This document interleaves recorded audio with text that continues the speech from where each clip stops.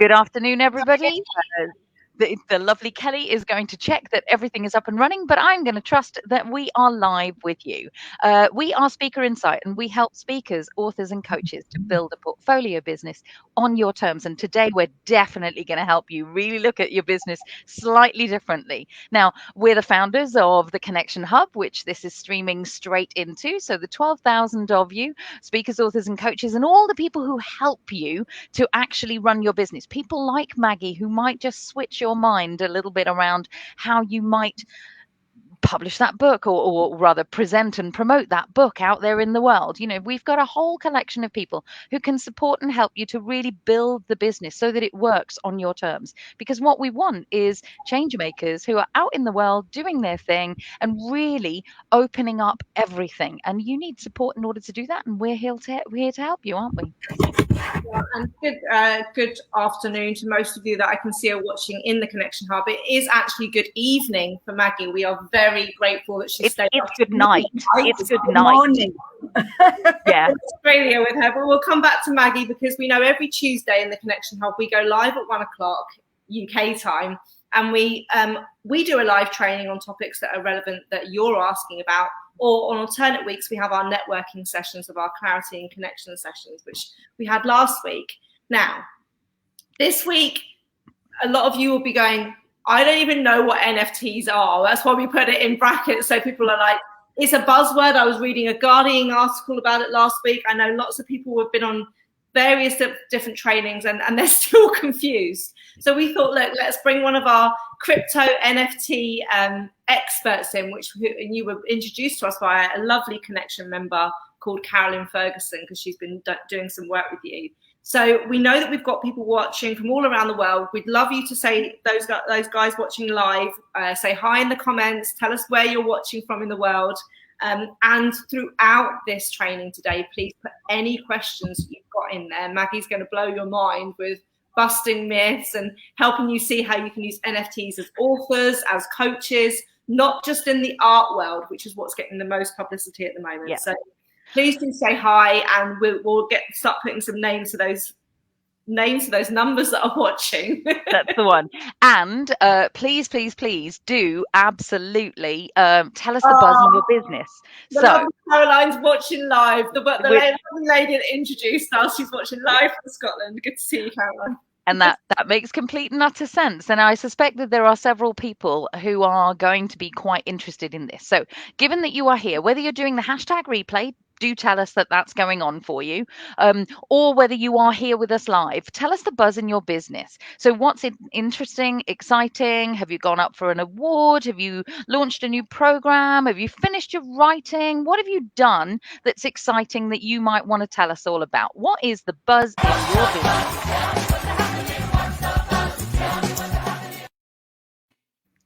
Lovely to see you sharing. Hey, Brian. Hey, Anna. Some good old friends and faces that we see there. I know that a lot of you have got stuff going on in your business. So type us the comments. If you've got something you want to promote that's going on at the moment, put the link in the comments of this live and tell our audience all about it. Yeah. I will kick you off if you're thinking, actually, what interesting is going on in my business at the moment. I'll kick you off with our news, which is our lovely Changemaker business playbook, which is only exclusive at the moment to our Changemaker memberships. This is your year diary on how to set your goals, manage your daily to-do lists, set your intention, manage your metrics, look at your avatar. Literally, this is a whole year's of management.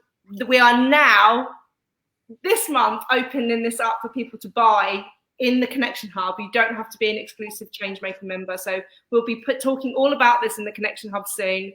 And you can actually get this and you can start 2022 off with all of your planning in one place. It's just one of those things which it's part journal, part planning. It doesn't take over your diary because we know most people use electronic diaries. But this gets you focused. It measures your metrics. It's the best management tool that we've been working with and we put together over a year ago now. And our change makers love it. But now our buzz is that it's now going to be available to everybody this year, this month. Brilliant. We are excited, and we've got loads of buzz going on out there. So Moni's saying the buzz in my business is that I'm creating a webinar to help parents get along better with their kids by understanding the 5 feng shui personality types. And we have first-hand experience of this. Like, even if you're going, how does that work? It's gonna be awesome. Like, our minds are blown by what she's actually been doing. Do you want to? Yeah, Molly's one of our change making members, and I was having a discussion to her last night in our Ask Us Anything session about feng shui for pets in your house, which was just another topic completely. But lovely to see that Anna's just won the best social media training consultancy firm for 20. You won it for 2022. How can you win it for the next year? Wow. That's impressive. We want to know. Best startup for IOD2. The buzz thing made you jump. Yeah, we like a bit of a jingle in the Connection Hub here. So well done. It sounds like I know you guys are great and you really put yourself out there. So it's good that you're being recognised. So let's go to Maggie. Maggie, what's your buzz, hon? Oh, apart from the fact that I've been asked to screen test for a new Aussie movie with a real hunk of an Australian actor who shall remain nameless at this stage. Dang. That's got nothing to do with my crypto or anything else. That just happened this week, so I've got to go down and screen test next week for this movie. Oh, wow. I've been trying to raise finance for this movie, and they just said, we think you'd be very good at this part. And I said, oh, my God, Father, I wanted to be an actress all my life. So maybe I'm going to be. See, always hold that intention Brilliant. all the way through. Love it. Okay, keep the buzz coming. I know that a lot of you are, hey, everyone that's saying hello. Great, Brian. We love your social networking. So definitely check Brian's networking out. So let's get into it, because I know, Carolyn says you definitely win, Maggie. You definitely win the buzz of this week. And we want to sure. It's just like, yes. I think let's kick it off. I know we've got a lot of people that have got a lot of questions, and I know that I don't want to keep you up till way past your bedtime, Maggie. So I might turn into a pumpkin. Let's kick off with a little bit. Just tell us a little bit about your backstory, because I know, as we said before, you are very versed in crypto, and NFTs has been something that's been really coming up as something on your agenda and what you've been asked to train about. So tell us a little bit about that, and please, if you can, explain NFTs, because most people have no idea what it is, what it stands for, and how they can use it. Yeah. Will do, but I'm going to refer to my notes a lot because I often get distracted. Of course. Stories. So, okay, a little bit of background. So, I call myself the working mother's mentor, and that's only because I years ago heard John Gray speaking in Sydney, and the guy who wrote Men Are From Mars, Women Are From Venus. And at that time, I was a single mum, and he said, a working mother today is doing her mother and her father's job, and a single working mother, she's either a miracle worker or she's crazy. And I went, yep. So I decided that I wanted to find ways to help working mothers to model some of the paths that I've done to make my life a lot easier and more simple, instead of having all those balls up in the air. I studied. Sure many of our audience will relate to you, right? We've got a high percentage of female mums in our group all over the world.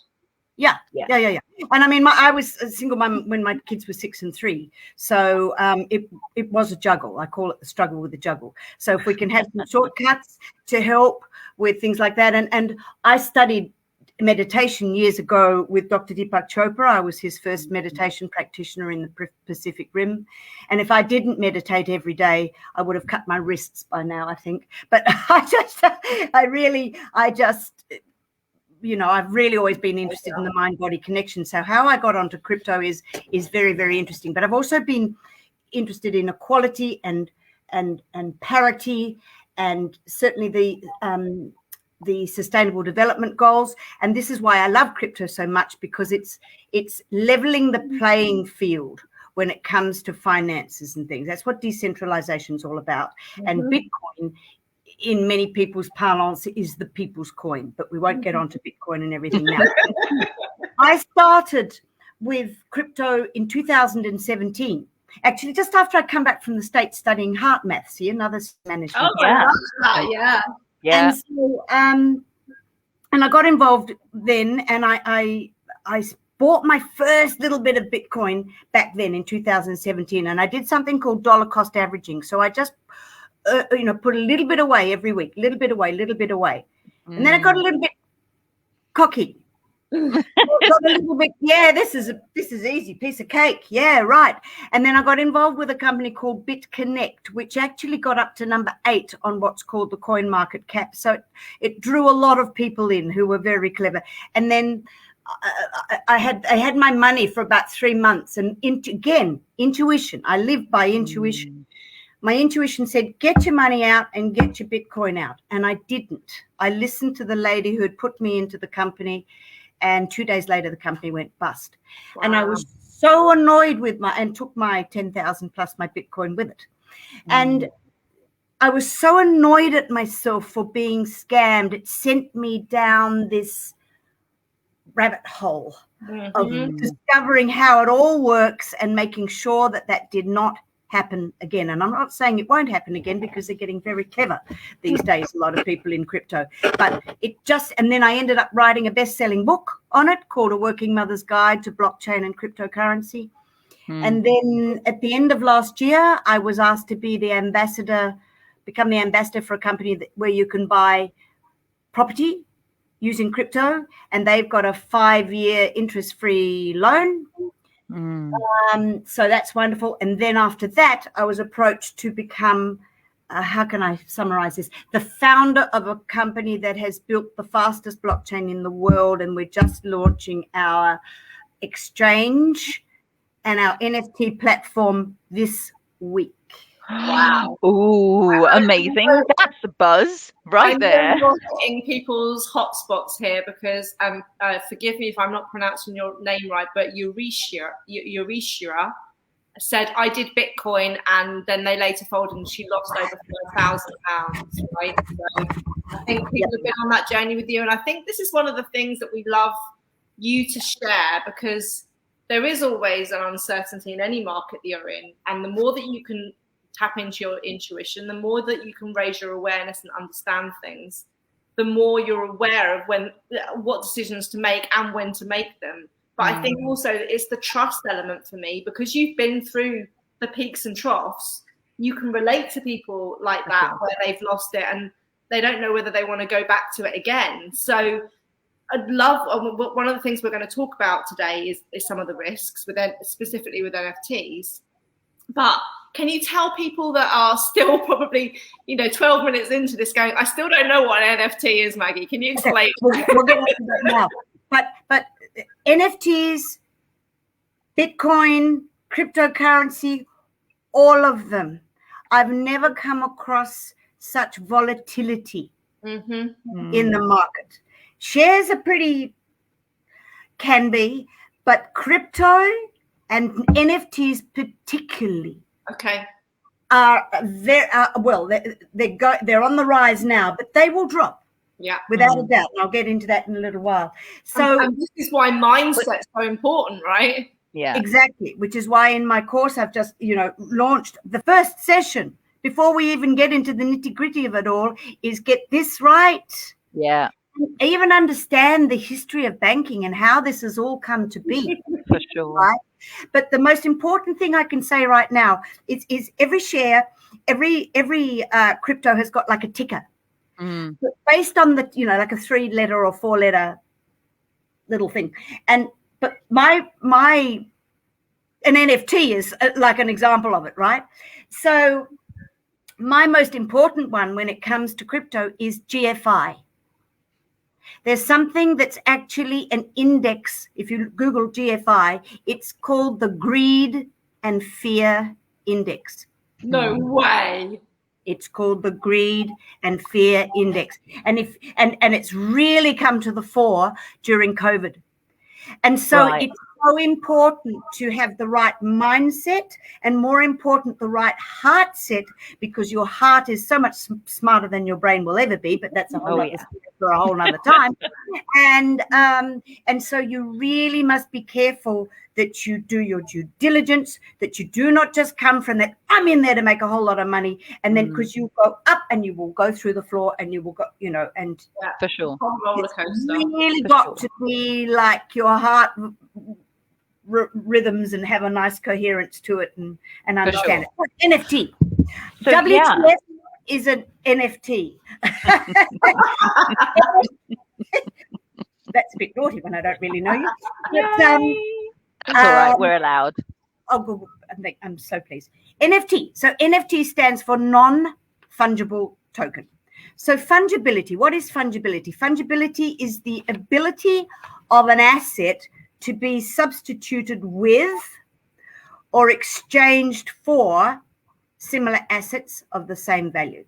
So if I have, and I did have them ready for me, but I don't know where I put them, two $50 notes, two Aussie $50 notes, the yellow ones, and I can swap them for one $100 note. Yeah.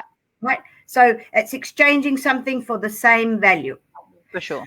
So non-fungibility means that's exactly the opposite. You cannot swap it for something of similar value. It is unique. It cannot be substituted with or exchanged for another NFT. And this uniqueness, this rarity, provides a security and a great value, or certainly the potential for a great value. So that's what non-fungibility is all about. And so we had a situation with Michael Winkelstein, who's an artist who sold his moniker is Beeple. He sold an artwork called The First 5,000 Days for $69 million. Now that's not as expensive as the most expensive piece of artwork ever sold, which was the Scream that was sold for $120 million. Yeah, but that's what people sold this, and it's all digital. So we'll get into that in a bit, but I just want to do the fungibility bit first. So why do people purchase them? So they can buy them at a certain price, and the intention is to sell them later at a profit. Sure. But there's another deeper reason than that, which I'll get into when I break things down for authors, because it's, say I'm an artist or an author, and then I put my NFT up on a platform. Every time it's sold, I get a cut. Like a royalty. It's exactly the same as a royalty. So the artists are all, the musicians and things are all going, yay, because they all got really worried there for a while with live streaming when it all came in or whatever. But I don't know if you know Kings of Leon. Kings of Leon just sold an album as an NFT in March this year. And they made, I've got the figures here somewhere, but they sold it in 3 different packages over 2 weeks. This is the key, you see. You sell it in packages, like gold, platinum, silver, gold and platinum. And then you sell it in a certain time, which increases the scarcity. And they made $2 million out of it. Boom, thank you. $2 million. $2 million. Amazing. Now, you cannot get a copy of that album now for love or money unless you go and buy that NFT from someone who was smart enough to buy it within those 2 weeks. Whoa. So it's like when people create editions that are one-off editions of stuff that can never be. Wow. Yeah. Or limited editions, sort of like, So we'll break it down in the books, and that's part of that uniqueness, right, that we're talking about, which of course starts to lend itself really beautifully to what speakers, authors, and coaches do, particularly around that, because we are creating uniqueness to a great extent. Absolutely correct. Absolutely correct. Okay. All right. So why do people purchase them? They can buy them at a certain price, I say, with the intention to sell them later at a profit. They might, and there's a thing that Gary Vaynerchuk talks about called flex, which is the buzz that people get by wearing a brand name or having something on their wall or having a particular digital piece of artwork in a digital frame. and being able to go, oh, that's my village over there in the corner or whatever. So that's another reason why people do that. So how is an NFT created? This is the key, is you have a smart contract without getting too much into cryptocurrency and blockchains and Ethereum and all the rest. The smart contract sends what's called a contract request to the blockchain, and a blockchain is quite simply a digital ledger. It's like if you're building a house, it's the base slab, it's the foundation, right? That you put all the other things on. All right, so the smart contract sends a contract request to the blockchain, and the transaction is signed onto it by what's called a private key, and this is how you verify it. Now, I am working at the moment, we haven't pulled it off yet, but I've been speaking with a very famous Australian artist and his wife, and his name's Charles Billich. And Charles Billich has got paintings in the Vatican, he's got them in the United Nations, he's got them, right? And so we've been talking with him, and he's got a beautiful gallery down in the Rocks in Sydney. So he's used to just sitting there with his paint. But I was blessed to go to the launch of his movie at the Cannes Film Festival 2 years ago. And he's used to, oil on canvas. So it's a completely different concept for him.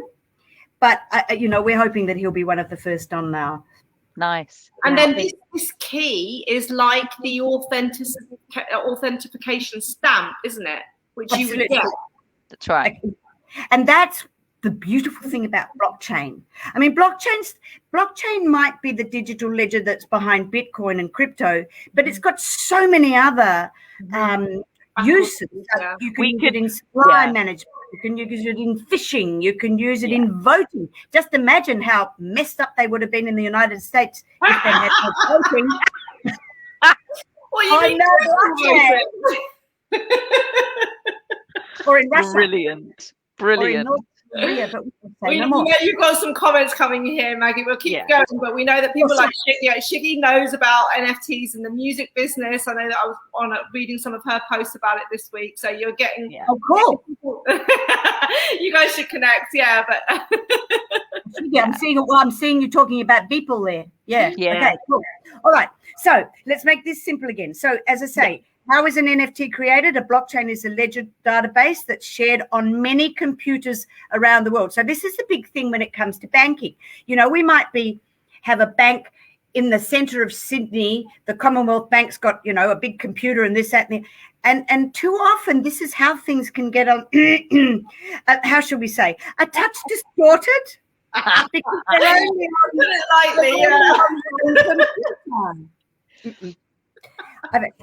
I've got a big conversation with Commonwealth Bank this week about maybe doing some courses for them, which is would be a real honor. So I have to be very careful what I say about banks now. But the difference is, you see, with the blockchain is you've got all these different computers all around the world that are checking on each other. They're called nodes. So that's the way that you can check. That's the check and the balance. Okay. And so therefore one person can't just fiddle it and change a block, because if you change one block, that will therefore link to the block before it, which links to the block before it, which goes back to the Genesis block on the Bitcoin one. And so you just can't hard change to hack, basically. People can just change. Almost impossible. Yeah. And it's trackable. Absolutely. As is the person who, although the person who buys the NFT, you can track every transaction, but you won't see that it's Bill blogs. Okay. You won't see their confidentiality there. Yeah, you've got a sort of a alphanumeric, which is code protection almost. A wet week. Yeah. Okay. So, all righty. So a smart contract is responsible for creating the NFTs by a process called minting, as opposed to mining. So you can make your own. Mining something else completely. So you can make your own NFT with any art that you've created, but you can make it with any, like Kings of Leon. You can do it with, even this event tonight, if there were enough demand for it, we could make this into an NFT. Amazing. Yes. Yeah. For sure. My head just boggles because I get it on the art bit. But I suppose if you're saying if it creates this ledger in the system with the key, then that means this is unique. I mean, it's never going to happen again in the way that it's happened today. I was going to say, sort of like what we always talk about is, if you get 100 people in a workshop, those 100 people are never going to be together in that format together again. So part of that whole tick in the box around uniqueness is it desired, and is it a unique event? That's essentially what you're talking about. Absolutely. When I chunk down the bit about the authors, I think that'll become a bit clearer. Great. So the only time I've seen it used, Maggie, is like I've seen like a kid that became a millionaire overnight because they created their shocked face of their cat into an NFT, and then people then wanted that as part of their social media and blah blah blah, and that's how they made all their money. And I'm like, it's a 9-year-old kid, right? I think it's called the Nyan meme. Yeah. I think it's called the Nyan meme, and I think he sold that for $280,000 US, if I remember right. Good luck to him. Okay, so you can make I said that about the art. Okay, so there are many kinds of digital artworks,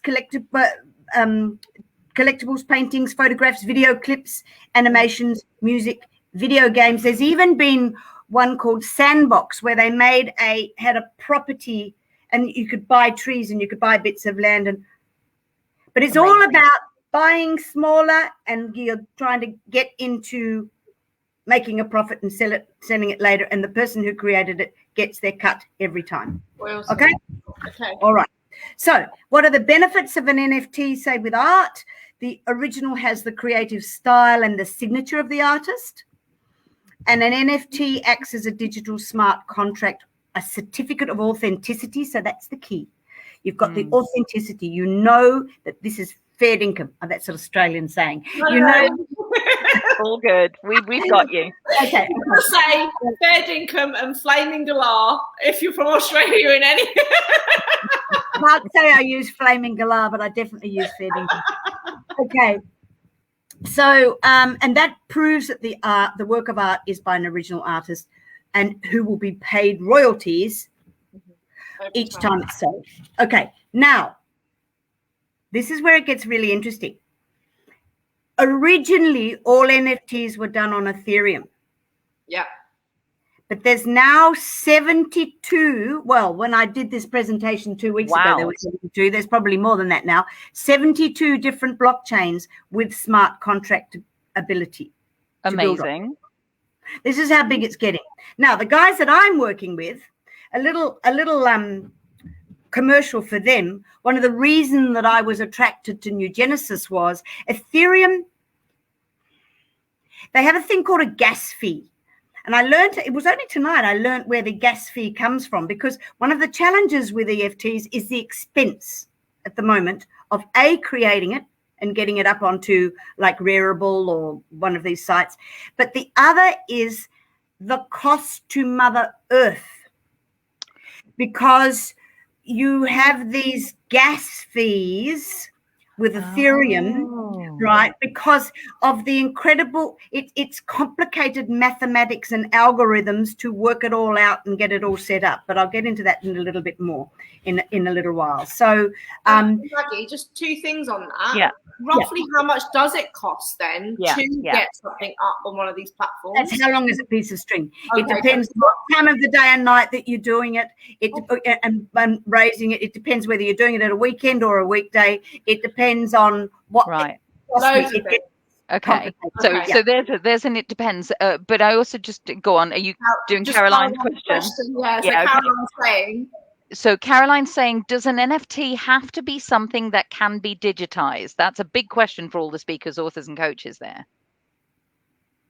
It's got to be. That's the key to it. It's got to be digital. Yeah. So I think it's going to become a lot clearer when I do the book bit. Yeah. So last year, when you go to that. Yeah. Okay. Yeah, The value of the items comes from the scarcity.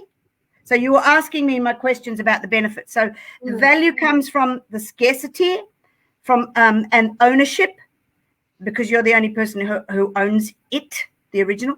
And the ownership can be proved by going back on the blockchain, because the entry on the blockchain is immutable and cannot be falsified. Okay? So, as I say, one of the reasons that I got attracted to Genesis is because ours is done gasless. We are totally gasless. So we're really green, and I'm a big greenie from way back. So because that was one of my challenges. So we have 0 carbon emissions. We're totally green, no gas fees, and all of those sort of things. Beautiful. So, when we finish this on the live in the Connection Hub, will you link to New Genesis for us? So please, that people who want to check out New Genesis, you'll send a link to them. Sure. Yeah, I didn't even think of that. In fact, they just we want to know all of it, honey. If I'm smart, I might even, I don't know if I can do it tonight, but I can send you a link to, because they've actually launched something this week where you actually get free coins. Okay. Amazing.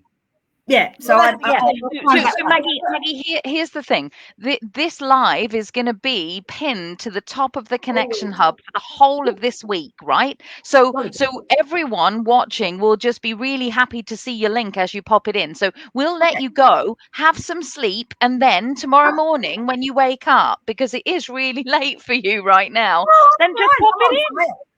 I'll do it in the morning. And what I've also done, Maggie, is I've put a link to your website in the comments already, so people can connect with you that way too, and know what you're all about. So, all right, my website's a bit more of a coaching website. It's not got much about my crypto stuff on there, but that's okay. Maggie, here's the thing, love. We're all falling in love with you. We want to know everything about you, so we're just going to throw all of that at you. Like everyone's, like you've just even had a please, I'm interested right there. So get on to the bit. Like we really want to know the bit about the author journey, because we want to make this come alive for the speakers, authors, and coaches, so that they can really go, oh, I get it.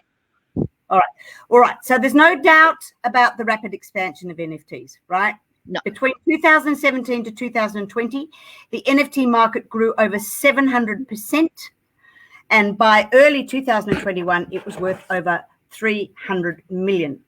So you asked about how you can add an NFT or a crypto. Ooh, they're two completely different things. So I'll just make an NFT as a coach or a trainer or a speaker or an author. Now, I'm just going to give you an example about authors, all right? Because the implication for the digital publishing industry with NFTs for books is absolutely game-changing, all right?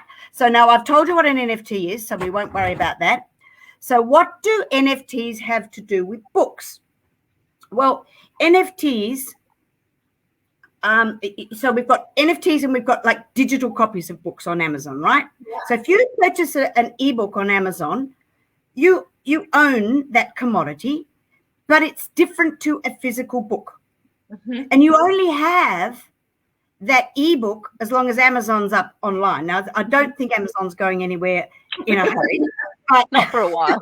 No, although he might go up to space and not, but you only have it as long as Amazon is around.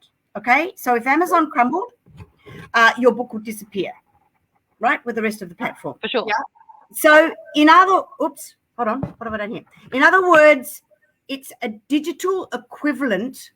An NFT is a digital equivalent of owning a physical good, right? So if you buy an NFT, it becomes your legal property. Right. And it's more secure than a typical digital transaction because the records, as I say, are kept on the blockchain. And that's so you've got a public record that's unhackable. And that combats that pirating I was telling you about. So therefore, the musicians are really interested in that. All right. So now back to the book. So NFTs have actually got more in common with print books. Now let me explain, because an NFT it's actually in your possession, whereas an Amazon book, an ebook is only in your possession while at the Amazon lasts. Yeah, it's in your possession, so it's not going to disappear at the whims of an outside party. In fact, with an NFT, you don't just own a copy, you own a specific copy within a series of copies. Yeah. So it's rather like that first edition you were talking about. Yeah. or a second edition, right? Now layer on top of that the ability to apply smart contracts. Right. There's that Ethereum thing with the smart contracts, right? So when a book gets published, there are typically various parties who all earn a percentage, right, of each sale. And these are paid out, you know, a few times a year, and depending on who your publisher is, they're notoriously slow, and, you know, months and months sometimes. But with a smart contract, here's another beautiful benefit. With a smart contract and the application of these contractual payouts, it's embedded directly into that contract, right? Once that transaction's done, the payout is immediate and it's automatic. Wow. Yes, please. Thank you. Can I have the money now, please? Yeah, thank you. There you are. There's another benefit. So we're putting, like the old Sara Lee cake, layer upon layer upon layer. Yes, please. Benefits. All right. Did you have that ad in the UK too? We had that here. Okay. I forgot all about Sara Lee cake until you just mentioned it. Hello, salivation. What? Yeah, okay. So now you can also include in that contract contingencies for changes in the payouts over time. Even in the case of an author's death. So it's still there paying out, right? So you're building a legacy. Talk about leaving a legacy. It's a beautiful thing. Okay, but the most exciting part of all this is in the resale after purchasing an NFT. So an owner might decide. This isn't for the creator. This is for the people that have purchased the NFTs and then they want to later on, as you said, build, and so then they sell it. That's what you're talking about now. Right? So we've got a famous author and someone buys their special little package that they've done. They might have done a gold, a silver and a bronze package with the launch of their thing, and they've done it in a set amount of time, and they've got all kinds of other little goodies going on. And this author might or might not become fake, but the owner might say, okay, I'm going to put that up onto Rareable again. And if that author's become famous, so they all make some money, but the author then gets a cut again. Okay. So it's royalty after royalty after royalty. Okay. Right. So the most exciting part, as I've said, of all of this is in the resale after purchasing an NFT, and the owner might decide, as I say, to put it up for resale, and which is kind of like a secondhand bookstore. Right. And now we come to the interesting bit, because this is where the digital edges out ahead of the print books. Because when you use an NFT, the authors and other parties involved, they can continue to reap a small percentage of royalties on all those resales. But if you print a book and you sell it once, that's it. A hard copy book. Right. So interesting. It's very interesting. It's a very interesting thing. So an author's cut for an ebook. Now, this is what I found a really interesting stat. An author's cut for an ebook on, say, Amazon is typically around about 30%. Yeah. Yep. Once. Yeah. And the standards for an NFT resale are stabilizing around 10 to 15%. Okay. Each time. Each time, yeah. And so the question that Caroline's just thrown in here, which I think a lot of people might be thinking, is how do you protect your copyright if your creation can be resold by any purchaser?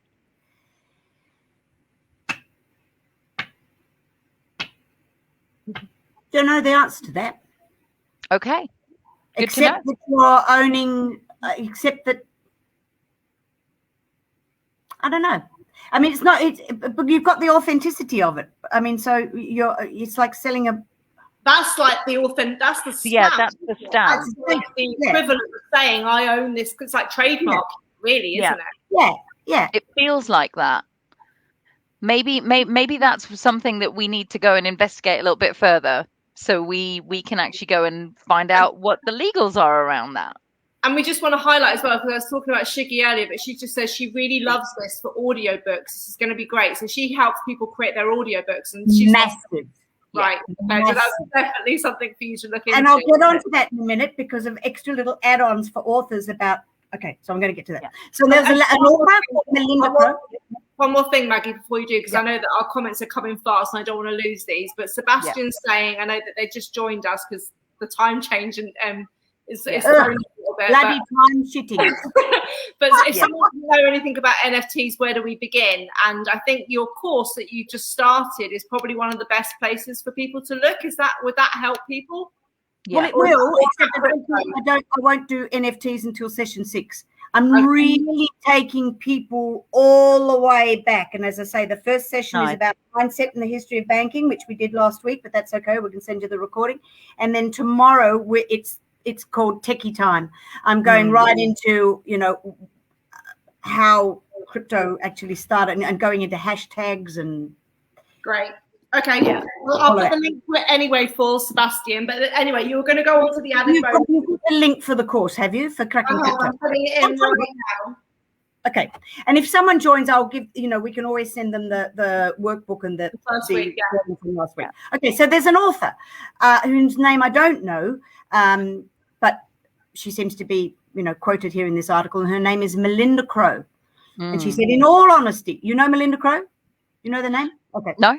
In all honesty, I think eventually this will be the predominant method of selling our work to clients, publications, and even directly to the reading consumers themselves. And there's also, if you might want to jot down, there's services already established for the purpose of bringing publishing to NFT or NFTs to publishing. Depends which chicken and egg. And it's called it's called Mirror. So https://mirror.xyz. Okay. We might be sharing some of the publishers in the Connection Hub because I think they might want to look into that. All right. Now let's go beyond the books. Because I never want to sort of be like the people who created the streetcars, and who stayed in streetcars. You want to look at transportation. So go beyond the books. All right. So authors are always looking for intriguing and creative ways to engage their fans. And there was a really good article in something called bookriot.com. Yeah. Tag fandom bonuses. So you can have first and special editions. So you might have an edition with a special forward. If you made an NFT, right? So you might have an edition with a special forward. You might have notes from an author strewn through the bonus interviews.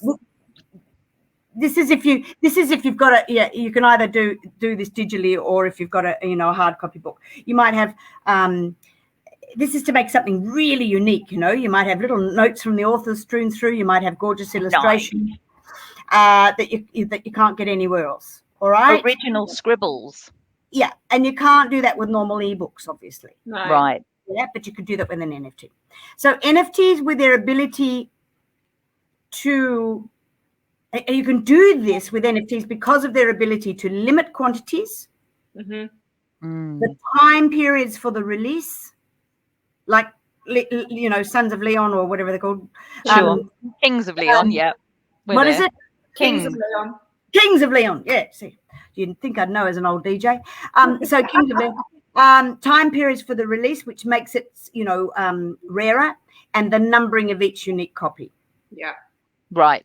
And so you can finally make such features special in a digital format too. All right. So signed copies.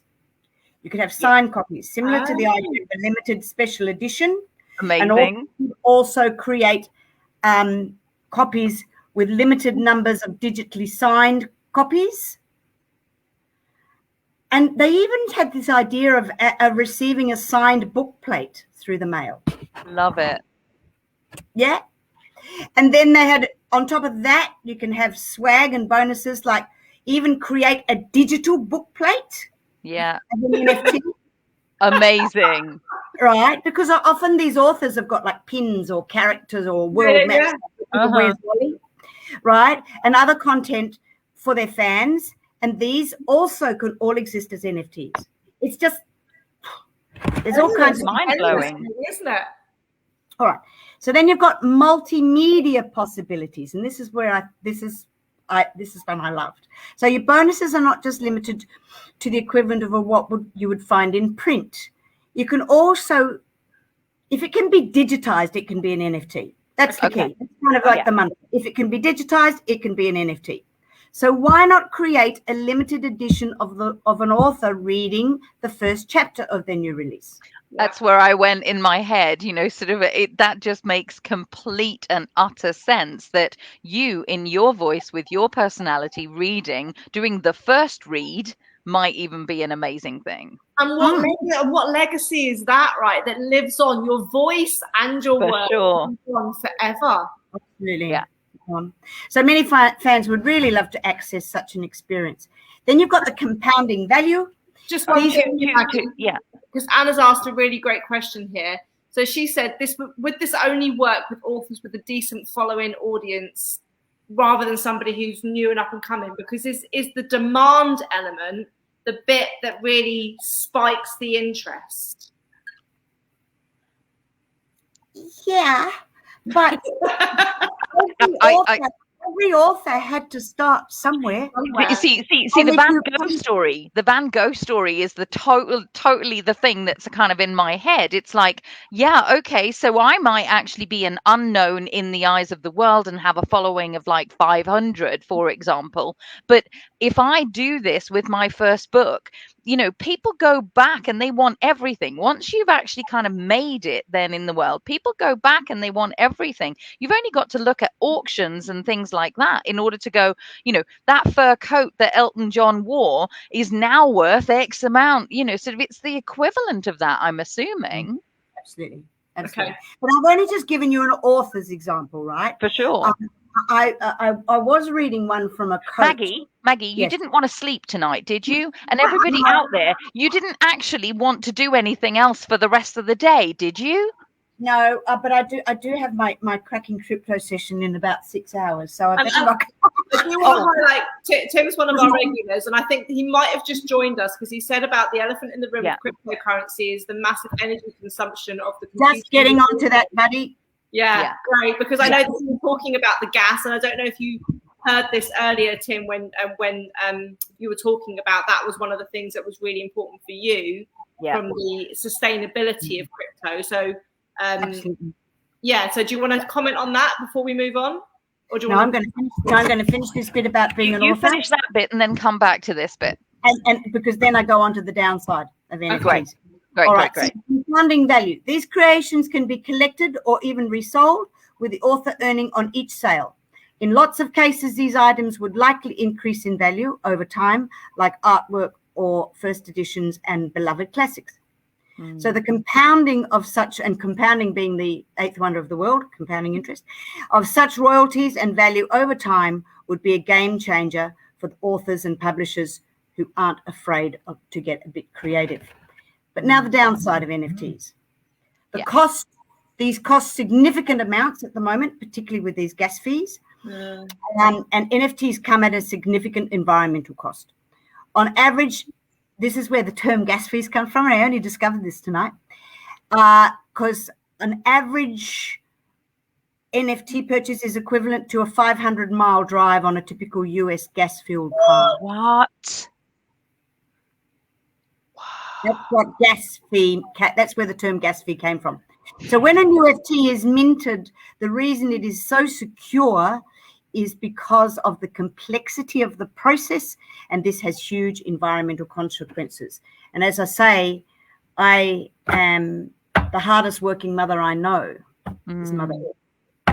So, and I used to have an organic farm, and very much greedy, which was why I was attracted to New Genesis, because they don't have these fees. So how do they do it, Maggie, without those fees? How do they do it? Well, the math, it gets a bit technical, but the mathematics isn't nearly so complicated. And it's, instead of being what's called proof of work and proof of Bitcoin's proof of work, Ethereum's proof of stake, and they're a different kind of proof. So it's another course. So my daughter, like for instance, I bought something for when I first joined with New Genesis, I bought what was called a silver mining, should really be minting contract. And I bought it for her, and I said, sweetheart, this is going to be a way for you to build your future, right? Because instead of getting a mining computer and doing all of this and using all this power and everything else, I bought this thing for her for under $1,500 Australian. These are now $10,000 each, mind you. Sure. Or is it 1,000? And she pushes a button on her phone every day, and she mints 25 of these new Genesis, these new coins every day. Wow. And I said, you just keep doing that, because it's hard to explain, but the way our blockchain works is the more people who go on and use it, the more it generates. Yeah, for sure. Right? Okay. And that's how it all works. And it works completely different to Bitcoin and to Ethereum. And I'm very anti. I mean, look, Vitterum's a very interesting chap, but there's a reason that Charles Hoskinson, who I met in London 2 years ago, God bless him, who runs the Cardano's the blockchain he's on, and his tokens ADA, and just the work that he's doing in Africa, in places like Ethiopia and whatever else, and what he's putting back into the community and scholarships at universities and things like that. His heart's in a whole very different place to some of these other guys who first started. And his transactions are a whole lot faster, and they don't use the same all the algorithms and the same mathematical thing. And that's what we need to get to. Yeah. We need to get so that you're just. It's like more efficient and more heart-based, isn't it? Yeah. It's like refining the process, because that's how it was, and that was the new thing, and now we've got even better of how it was introduced all those years back. So and it's going to get better and better. But look, as I say, I won't go off track now. And just one thing, Maggie, because I know that's the risk. So obviously we're talking about the risks. We very much, you said at the beginning of this about the mindset, and that's what you cover a lot, because it is going to be that journey, and you need to be prepared for yourself because it's so volatile, as you said. We've spoken about. Were you going to say something, Lena? Yeah, no. So I just wanted to add into the mindset, because I think there's something else here. It can be very, very easy for people to go reductive or restrictive around it, sort of because I don't understand it, so I'm going to close myself off to it. So part of this is becoming more aware in this way. But I think there's also an expansiveness that actually says this, because I think there's a call here for speakers, authors, and coaches who are listening to this to go, hang on a minute, do I see the possibilities for the expansion of my work? What is it that, because so I'm proud to say that Kelly and I have attracted some speakers, authors, and coaches that really do want to change the world, change how people are actively working on it. We've been talking a lot about how the heart really kind of is what sets this group of people apart, right? And so my invitation around everything that we're hearing is to actually go, how do I use this as a messaging platform that actively really engages people in my message and allows it to fund that messaging, allows it to actively go wider in the world around what can we do to be a contribution to this beautiful earth of ours. Okay. Well, I would like to tell you about, I probably should have said this, the buzz, what's the buzz, what's happening. The new Genesis boss is a chap called Huss. And when I had met Huss just after Christmas, he's a Lebanese chap, and I'm the only female within Kui. Wow. And when he first met me, I wanted to introduce him to the people with the real estate, right? Mm-hmm. And he's listening to me talk, and he's going, how did you learn so much about blockchain and crypto and what? And I told him the story and how I'd got scammed and written a book. And he said, "Gas? You're talking about gas fees?" He said, "You know more than my developers." Anyway, so and let me tell you, his developers come from Pakistan, and these guys are paid $600,000 US in Pakistan. Wow. That's how rare they are. Wow. All right, because New Genesis has done everything backwards to how normally these platforms are built. Anyway, so I'm there. I've got to tell you a bit of a funny story. So I'm there before we had the lockdown thing in Sydney 4 months ago. I'm at a meeting there, and as I say, I'm the only woman within Kui, and the minister comes in, not the minister, whatever he is for the Muslim, what are they called? Anyway, so he came in, and I always try and make sure I'm got my shoulders covered and all of it. But they chose me a female to head up their tech hub. I'm the president of their tech hub. Fantastic. Right? Well done you. And I know. And I was just really, really honored. But then I said to him, Huss, you're smart. Because he works with, he picks up the phone to this president and he's been involved in finance for years. I said, you're really smart. I said, not only do you get 51% of the world by having a woman, but you also get the oldies too. You also get the seniors. So I'm down there having this meeting with them, and I said, I want to start a woman's empowerment coin, Huss.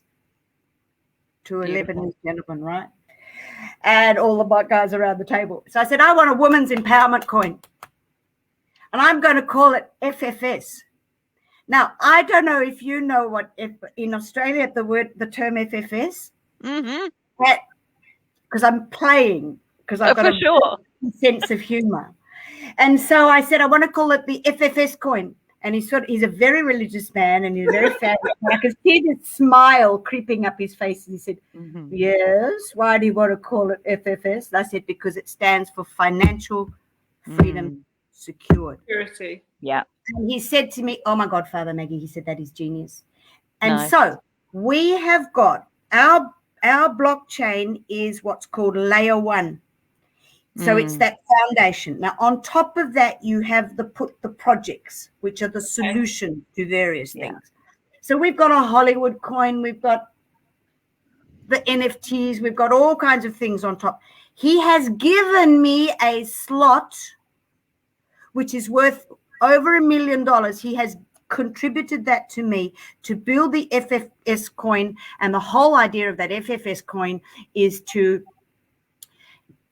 be able to provide grants for women around, particularly in countries like India, where I'm very connected to. I go every year pre-COVID and speak at the Women Economic Forum to do work with Africa, and certainly with our Aboriginal women, to be able to provide grants for them with really good businesses. It's not just like we're going to give them grants and we'll become strategic partners with them, but we'll give them all kinds of opportunities, but also to create courses online, particularly for women in countries where they can't even get on a bus and go to school, shot in the face.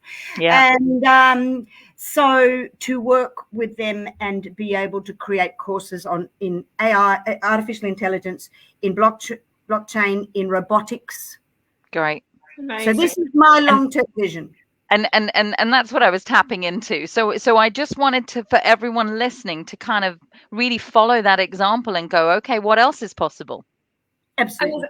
And, there's what we were speaking about before is this is like another up leveling. So, we love to be telling our Connection Hub members and our followers and stuff about new things. I mean, 2 weeks ago, we were talking with Nick about how to live stream on Amazon and tap into that market. Now with you, we're talking about, before hybrid publishing even came onto the term 10 years ago, it was just traditional publishing. Now you've got hybrid and self, and you can do it all. And this is all these levels of empowerment.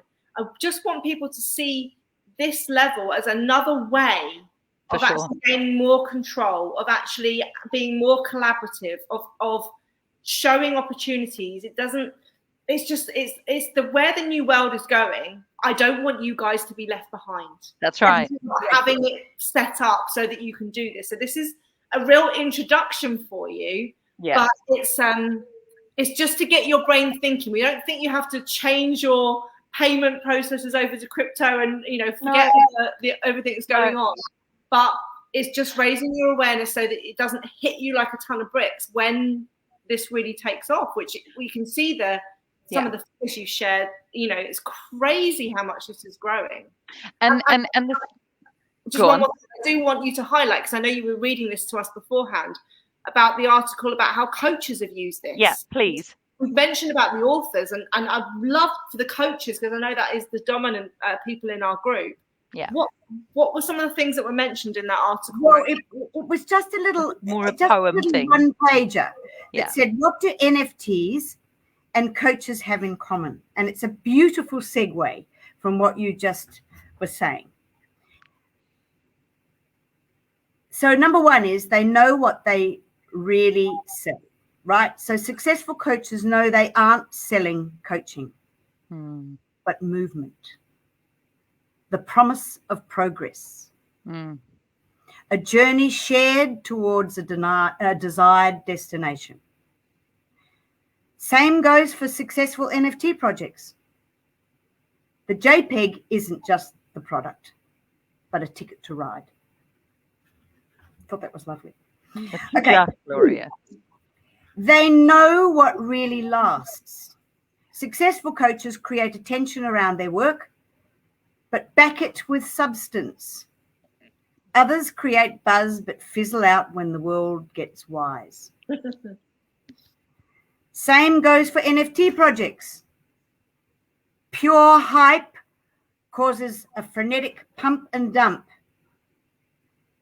whereas strong community, and I was going to talk about community, strong community creates longer term value. And I guarantee that if you listen to Gary Vee particularly, out of all these NFTs that are just crazy going onto the market now, 80%, if not 90 of them, will fall over. So do not just go in there with that GFI, okay? Yeah. And number 3, so what do NFTs coaches have in common? They know who really matters. Successful coaches look after their customers. Enrollment when the shoe fits. Refunds for the bad bits. The market pays attention to these things, even when you don't think it does. 100%. Yeah. Same goes for NFT projects. One refund demonstrates more faith and goodwill among a community than the order value of any one buyer. Beautiful. Everyone feels looked after, safe, confident. There's that word trust coming in. Yeah. This is what coaches want for their audience too. These seemingly polar opposite spaces are united by the things that truly matter. Knowing who you're talking to and what they care about, knowing what to say to them that they need to hear, knowing how to express that message so they can make the right decision. And even if you think you can't learn anything from totally different markets and industries, think again, because it's where your best ideas will come from. Yeah, absolutely brilliant. We love that. We know that we've got people that are asking. Hang on, I've just lost it now. So I think it was Marion saying, I haven't been on the call, but has Maggie got a book? Can we read about crypto? Could you post it for a course? So we're going to put all of this in the chat for you guys. Elena, we'll just copy all of her social media links. We'll copy all of her links. We'll just do it all. Look, as I say, the Cracking Crypto, we've done the first session already, but I mean, today I've already sent, I think, 10 copies of last week's session off. And so it's really just catching up on the history of banking and all about this. You know, from the right. And so tomorrow morning we're going to be doing, what is all about. It's the techie topic tomorrow. Yeah, but it doesn't matter even if you come on. Everything's recorded, so you can get it. Don't miss it. Awesome. Awesome. As many times as you like. And also tomorrow, I don't like to call it a workbook. The playbook is going to virtually be, have so many notes that you can go back to because it's quite intense, the session tomorrow. For sure. All right. So, Maggie, we are just so grateful because you can hear already, there are still people hanging on and it's like an hour and a bit later. And so we just are really grateful. We've given you all the links to how to get in touch with Maggie, and hopefully just having had this conversation expands for you what's possible and what's possible within the user journey that you've actually got and everything else that goes along with that. So we're inviting you to be even more expansive as the year kind of comes to a close. You go, how might I do business differently in 2022? Maybe now is the time to get prepared for that, right? We are blessed to have you in our world. We know people will be friend requesting you, I'm sure, from the Connection Hub and continuing. We'll keep this post up all week. Maggie, as you can hear, is a very busy, in-demand lady, but I'm sure she'll be happy to point you in the right direction. People want to adopt you and bring you every month at least once. And just to let you know, I'm actually on the advisory board of Wintrade Global, so I'm going to be coming over to the UK for their event next year. Amazing. And my daughter lives in London. She lives in Tooting. Oh, amazing. She's up the road from me. Oh, is she? And she's an apprentice Sparky. She's adorable. So I haven't seen her for 2 years. So I'm sure when you get time, tell us about the dates when you're in the Connection Hub. I'm sure there'll be many people that would love to take you out for dinner and pick your brains. we might just have to host a little bit of something, but I'm going to call this to a close right now. We'll put all the links in. You can all be in touch with Maggie in whatever way you want to. You can adopt her by the sounds of things. It's all good. Maggie, can you turn a person into an NFT? Only for when we see Maggie's hologram, and that will be the digital version that we can. And there it is. So on that note, I'm going to play the outro and let you all go on your merry way. Thank you so much for having me.